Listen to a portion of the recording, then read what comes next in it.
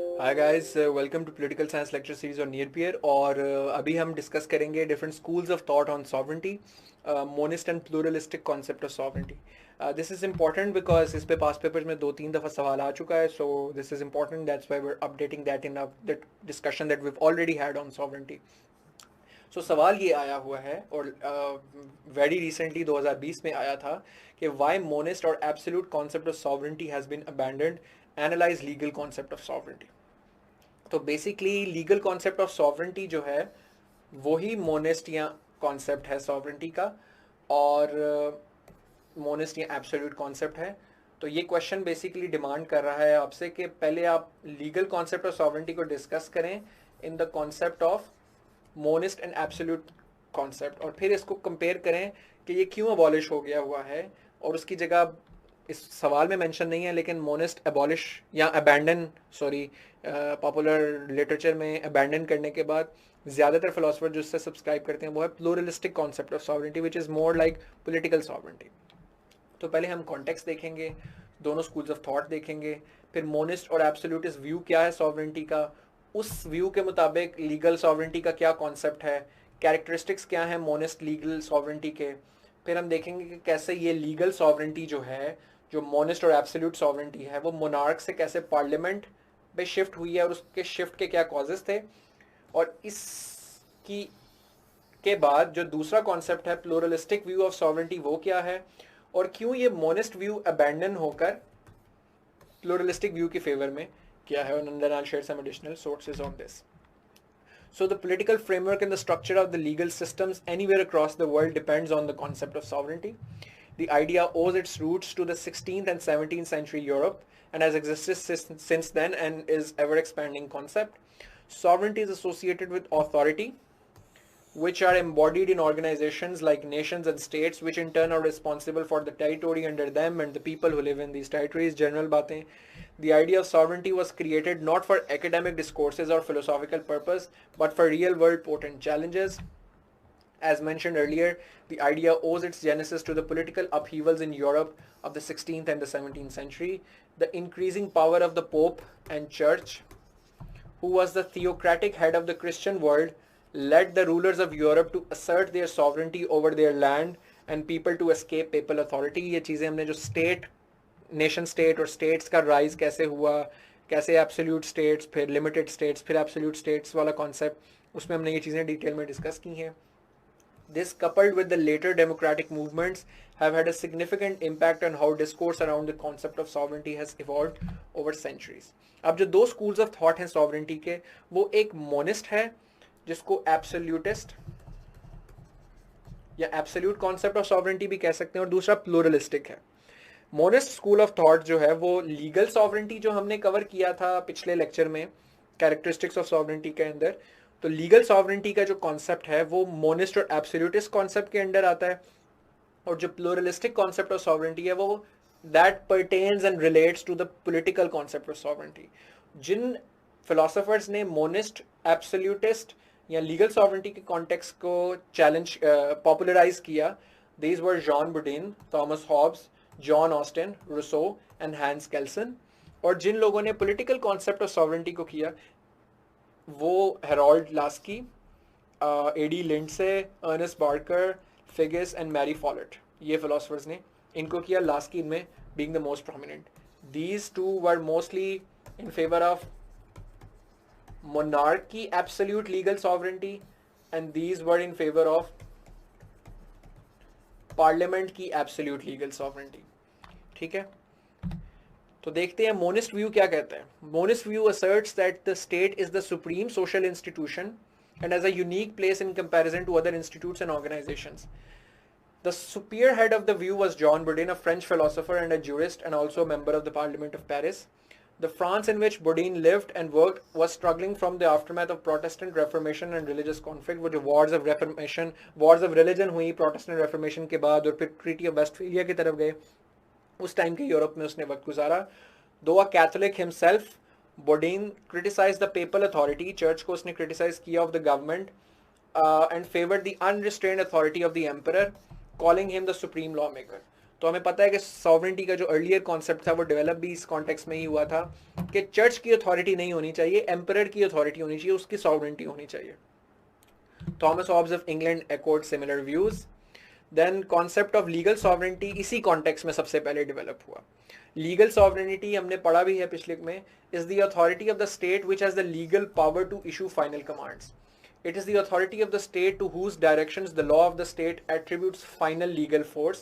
In every independent and ordered state, there are some laws which must be obeyed by the people, and there must be a power to issue and enforce these laws. The power which has the legal authority to issue and enforce these laws is legal sovereignty. तो वो जो issue कर सकता है ये commands वो legal sovereign होता है. The authority of the legal sovereign is absolute, and law is simply the will of the sovereign. ठीक है. और पहले ये मोनार्क होता था, बाद में पार्लियामेंट होगी कि जिसका will of that sovereign is final और वो लॉ की हैसियत रखता है. Since the authority of the sovereign is unrestrained, reserves the legal right to do whatever he desires, it is the legal sovereign who grants and enforces all the rights enjoyed by the citizens, and therefore there cannot be any right against him. तो sovereign जो है वही जो rights दे दे, जितने rights ले ले.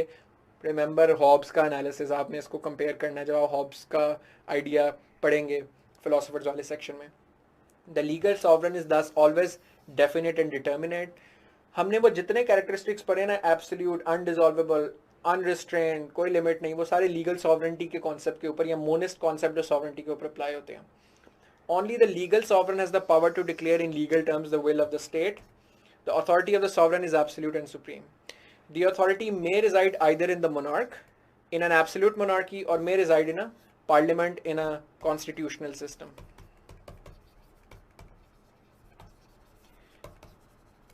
Ultimately जो authority issue करती है फाइनल कमांड्स वो लीगल सॉवरन होता है.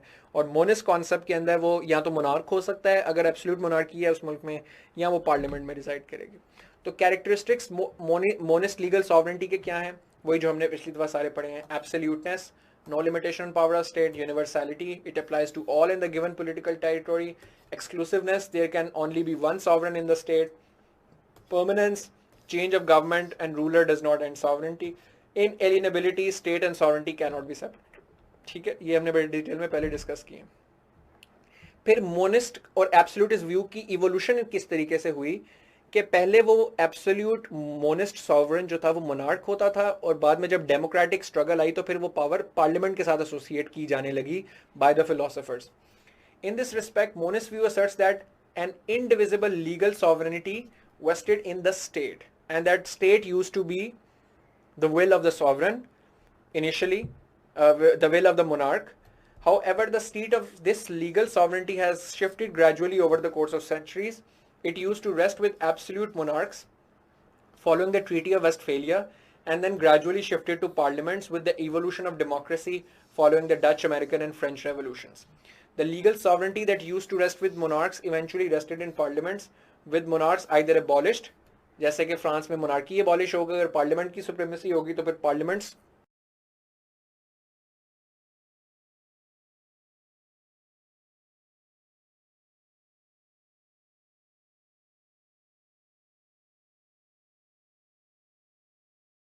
में वो सॉवरेंटी, एब्सोल्यूट सॉवरेंटी रिजाइड करने लगी. और जैसे यूके के अंदर के टाइटुलर सॉवरेंटी में कन्वर्ट कर दिया गया, नॉमिनल में कन्वर्ट कर दिया गया मोनार्क्स को. तो जो लीगल सॉवरेंटी थी, the legal right to issue final commands were transferred into parliament. तो ये है हमारा मोनिस्ट व्यू एब्सोल्यूट सॉवरेंटी का और लीगल सॉवरेंटी का, और कैसे ये मोनार्की से पार्लियामेंट में शिफ्ट हुआ. इस शिफ्ट के क्या कॉजेज थे. तो सबसे पहले तो ये कि पहले तो एब्सोल्यूट सॉवरेंटी एग्जिस्ट ही नहीं करती थी.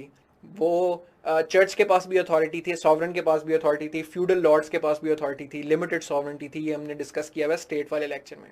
चर्च की पावर, फ्यूडल्स की पावर भी थी, वो भी इशू कर सकते थे कमांड्स. तो इसलिए जो मोनार्क्स थे वो एब्सोल्युटली इंडिपेंडेंट और ऑल पावरफुल नहीं थे. लेकिन वो क्या वजूहात बनी कि सबसे पहले मोनार्क्स जो थे उनके पास मोनिस्ट कॉन्सेप्ट ऑफ सॉवरेंटी आया, यानी उनके पास absolute legal sovereignty I.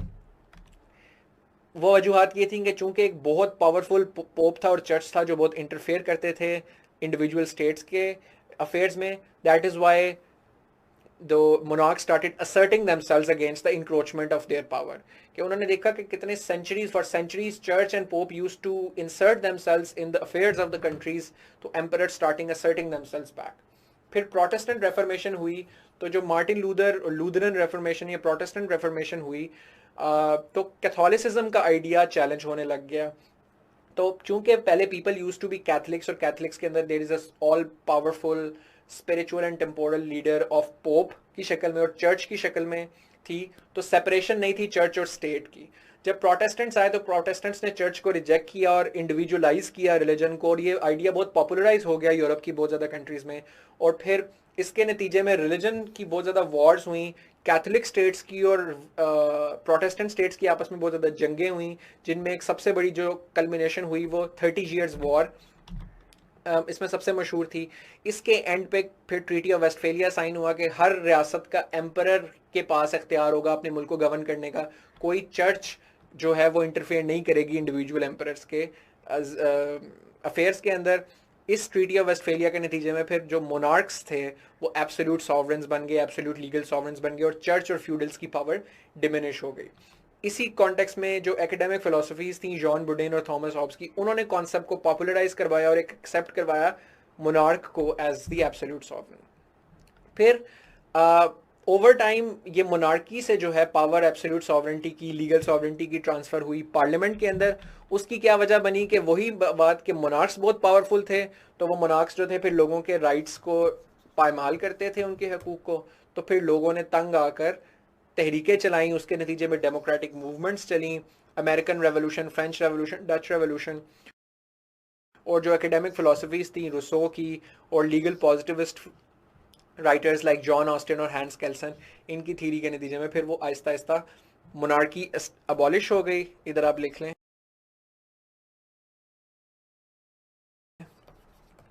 Abolition of monarchy, like वही वाली बात फ्रांस में, या मोनार्की की पावर्स ख़त्म हो गई लाइक यूके, और वहाँ पे वो सिर्फ टाइटुलर हेड्स रह गए, तो पार्लियामेंट के पास पावर्स ट्रांसफ़र हो गई. तो पार्लियामेंट, वो जो हमने कॉजेज भी लिखे हुए हैं कि पार्लियामेंट के पास पावर्स किस तरह ट्रांसफ़र हुई यूके के पॉलिटिकल सिस्टम के अंदर, तो आप उससे भी एक दो तीन एग्जांपल्स उठा के यहाँ डाल सकते हैं. इसलिए फिर जो एब्सोल्यूट या मोनिस्ट सॉवरेंटी है, लीगल सॉवरेंटी है, वो मोनार्क से पार्लियामेंट में आ गई. ये कुछ इसके ऊपर एडिशनल लिंक्स हैं, आप उसको ज़रूर देखें. दिस इज़ द आइडिया कि प्रोटेस्टेंट रेफर्मेशन बेसिकली क्या थी, ये आप देखें. Luther and Protestant Reformation crash course world history का की एक ये वीडियो है, ये आप ज़रूर देखें. 30 ईयर्स वॉर क्या थी, ये टॉम रिकी का बहुत अच्छा चैनल है, because he has explain these concepts, और हिस्ट्री की और भी चीज़ें बड़ी अच्छी एक्सप्लेन की हुई हैं, बट इससे रेलिवेंट अभी ये है. तो just to have that firm grip in your head that what was going on, और ये आपकी लर्निंग को बहुत इंप्रूव करता है, रिटेंशन को इंप्रूव करता है. तो definitely watch these additional sources and these videos इस लेक्चर के साथ. फिर this is basically a comedy, the treaty of Westphalia. It's a British sitcom, very famous. It used to be the classic British comedy on the entire history of Europe. और उसमें ये portion जो है वो treaty of Westphalia से relate करता है. It's the show is called ब्लैकएडर.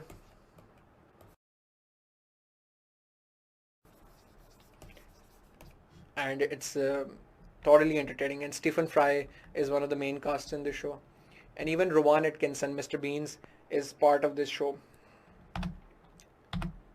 Then ये तो था मोनिस्ट और एब्सोल्यूट कॉन्सेप्ट ऑफ सॉवरेंटी. इसके मुतजाद एक मुतबादिल दूसरा नजरिया पनपना शुरू हुआ, उसे कहते थे प्लूरलिस्टिक व्यू ऑफ सॉवरेंटी. जो फिलोसोफर्स ने रिजेक्ट किया एब्सोल्यूट और मोनिस्ट कॉन्सेप्ट ऑफ सॉवरेंटी, वो प्लूरलिस्ट व्यू को एडवोकेट करते थे. This view emerged as an alternative to the unidirectional and traditional monist view. The pluralistic view brings into consideration several factors overlooked by the dogmatic monist view of sovereignty. They argue that the interest of state may not be aligned with the interest of its parts always, so the state cannot ignore the importance and relevance of other institutions and organizations functioning within its purview.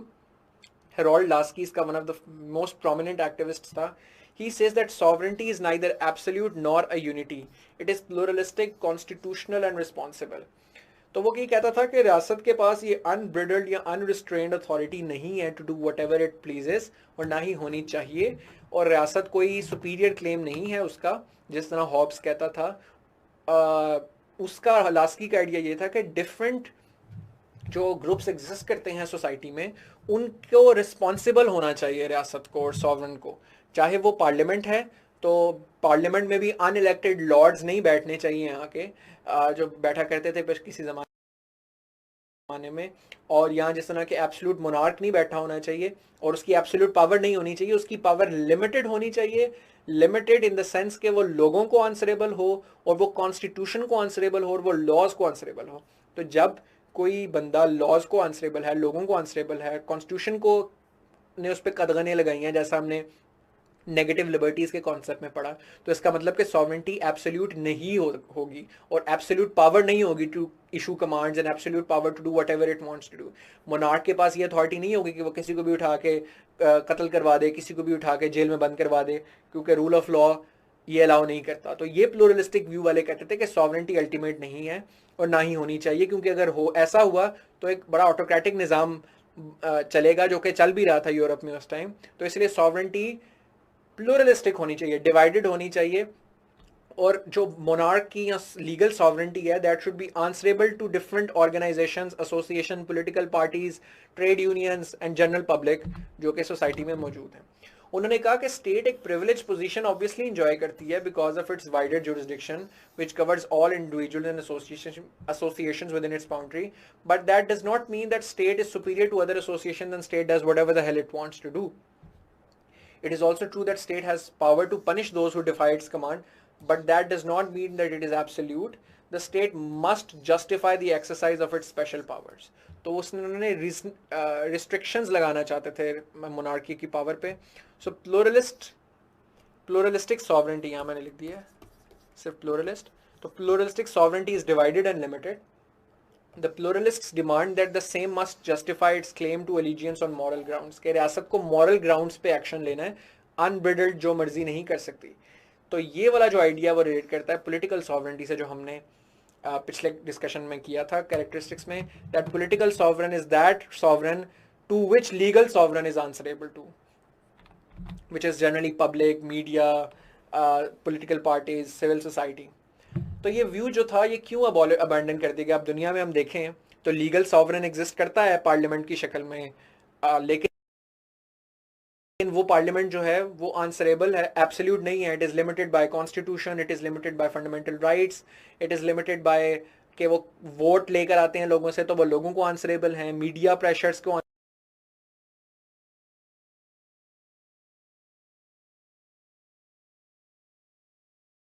Answerable हैं। तो हम देखते हैं कि monist view उस तरीके से अब एग्जिस्ट नहीं करता। वो जो लीगल सॉवरन है वो पॉलिटिकल सॉवरन को आंसरेबल हो गया हुआ है, तो इसीलिए वो एब्सोल्यूट मोनिस्ट सॉवरेंटी नहीं एग्जिस्ट करती। अब मॉडर्न दुनिया में प्लूरलिस्टिक कॉन्सेप्ट ऑफ सॉवरेंटी का ज़्यादा जो दौर है वो है। उसकी क्या वजह है? क्योंकि एब्सोल्यूट सॉवरेंटी जो है वो it leads to absolute power and that leads to autocracy and authoritarianism. Political sovereignty is more realistic in terms of how legal sovereign responds, thus making sovereignty limited. क्योंकि एक्चुअल में कभी भी कोई legal sovereign absolute powerful नहीं होता, चाहे वो parliament हो। पार्लियामेंट हमेशा प्रेशर्स में होती है, उन्होंने इलेक्शन लड़ना होता है, लोगों को आंसरेबल होते हैं, मीडिया का प्रेशर होता है। तो ultimately parliament is practically constrained and legal sovereign is constrained by a lot of forces which political sovereign are basically.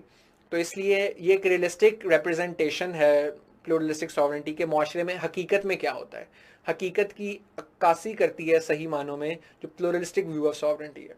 Pluralistic view of sovereignty also establishes rule of law, because rule of law के वो 3 characteristics जो हम Laski के पढ़ेंगे UK के अंदर system के अंदर, रूल ऑफ लॉ के वो जो 3 प्रिंसिपल्स हैं कि no one should be punished except for breach of law, there should be equality for before law and protection of fundamental rights and due process. तो ये तीनों चीज़ें तब ही पॉसिबल हैं रूल ऑफ लॉ की कि जब एब्सोल्यूट ना हो सॉवरेंटी। क्योंकि अगर absolute monist legal sovereignty exist करेगी तो फिर पार्लियामेंट या एम्परर जो चाहे कर सकता है, उसके ऊपर लिमिटेशन नहीं होंगी। लेकिन अगर एक प्लूरलिस्टिक कॉन्सेप्ट ऑफ सॉवरेंटी है, अगर एक पॉलिटिकल सॉवरेंटी वाला कॉन्सेप्ट ज़्यादा इंपॉर्टेंट समझा जाता है, तो उनकी पावर्स पे रिस्ट्रिक्शंस होंगी। It recognizes the moral personhood of citizens. Hence, it requires the state to justify its actions on moral grounds. It is better aligned with democratic values as well. और modern जो जमहूरी निज़ाम है वो ज़्यादा pluralistic sovereignty के साथ align करता है. ठीक है, तो that is why monist view is abolished in favour of pluralistic view of sovereignty. ठीक है, और ये मैंने आपको जो पिछले लेक्चर कवर करवाया था जिसमें काइंड्स ऑफ सॉवरेंटी डिस्कस किया हुआ है, मैंने लेक्चर का टाइटल है सॉवरेंटी काइंड्स. उसके लिए ये 2 रिसोर्सेज हैं क्योंकि मैंने उसमें हेडिंग्स बनाई हुई हैं. These were some very early initial lectures that I made for near peer. तो मैंने उसमें स्लाइड्स में बहुत ज़्यादा इन्फॉर्मेशन नहीं डाली हुई because I was still learning how best to tailor my lectures. And I figured over the period of time कि the more information I have on slides आपके लिए नोट्स बनाना आसान हो जाता है. But back then I had made that slide more as a presentation format. तो इसीलिए कुछ लोगों को मुश्किल हुई हो शायद नोट्स बनाने में क्योंकि मेरी बातों को ट्रांसक्राइब करना थोड़ा मुश्किल होगा. तो ये मैंने आपके साथ 2 लिंक्स शेयर किए हैं कि जिसमें sovereignty, it's meanings and characteristics वो है. ये 5 डिफरेंट काइंड्स ऑफ सॉवरेनिटी जिसमें वो टाइटुलर, नॉमिनल, पॉलिटिकल, लीगल, वो सारी चीज़ें हैं. तो वो आप इनसे उनके नोट्स जो हैं वो बना सकते हैं. फिर जो मोनिस्ट व्यू और वर्सेस प्लूरलिस्टिक व्यू जो ये वाला लेक्चर हमने अभी डिस्कस किया है उसके लिए आपको ये 2 लिंक्स मैं शेयर कर रहा हूँ. सॉवरेंटी बियॉन्ड इंट्रैक्टेबिलिटी, इसके अंदर आपको सॉवरेंटी को बड़ा डिटेल में कवर किया हुआ है, definition, monist view, pluralistic view, फिर आगे इसकी और कुछ चीज़ों को. और अगर आपके पास टाइम हो और आप इसको ज़्यादा बेहतर तरीके से समझना चाहते हैं और फिर वो सवाल भी है ना कि इंटरनेशनल कॉन्टेक्स्ट में, ग्लोबलाइजेशन के कॉन्टेक्स्ट में अब नेशन स्टेट्स की जो सॉवरेंटी है उसका क्या बनेगा. मैंने उसको डिस्कस ब्रीफली किया हुआ है अपने पिछले लेक्चर्स में. अगर आपको उस पर मज़ीद डिटेल में पढ़ना है तो एक बड़ा कॉम्प्रिहेंसिव पेपर है, concept of sovereignty, monism, pluralism and a new development in the context of globalisation. तो पूरा सॉवरेंटी के कॉन्सेप्ट को बड़ा होलिस्टिकली इस रिसर्च पेपर में डिस्कस किया हुआ है. तो इसके टाइटल को और इसको आप लिखें और PDF फॉर्मेट में आपको मिल जाएगा. आई एम नॉट श्योर कि ये कितना लंबा है, आई थिंक 20-25 सफ़ों का होगा, तो थोड़ा सा टाइम लगेगा आपको, लेकिन ये आपकी कमांड बहुत अच्छी सॉवरेंटी का ऊपर डेवलप कर देगा. तो आई स्ट्रांगली रिकमेंड कि इन लिंक्स को आप पढ़ें. आपके जार्गन पे भी कमांड बनेगी और रिटेंशन भी बढ़ेगी. और जो मेरे शुरू वाले लेक्चर्स हैं जो मैंने स्टेट सिस्टम पे और नेशन स्टेट पे आपको दिए हैं उनके लिए मैं आपको कोई अर्लियर लेक्चर्स में एडिशनल रिसोर्सेज नहीं दे सका था. तो उसके लिए एक ये बड़ा इंटरेस्टिंग वीडियो है, why countries exist, the rise of nation states in 6 minutes from the YouTube channel Thought Monkey. इसमें बड़ी इंटरेस्टिंग समराइज्ड शक्ल में हिस्ट्री है राइज ऑफ कंट्रीज़ की और कौन सी कंट्रीज़ किस तरीके से आई. तो आपको एक बड़ा अच्छा जनरल ओवरव्यू मिल जाएगा regarding the discussion we already had in that lecture. तो this regard pertains to the lecture on state system and nation state वाले जो लेक्चर्स हैं. So these are all the things that we discussed. Hope this would have cleared all the confusions that I was receiving on the question of monist and absolute versus the pluralistic concept of sovereignty. And I'll see you guys in other pol sci lectures.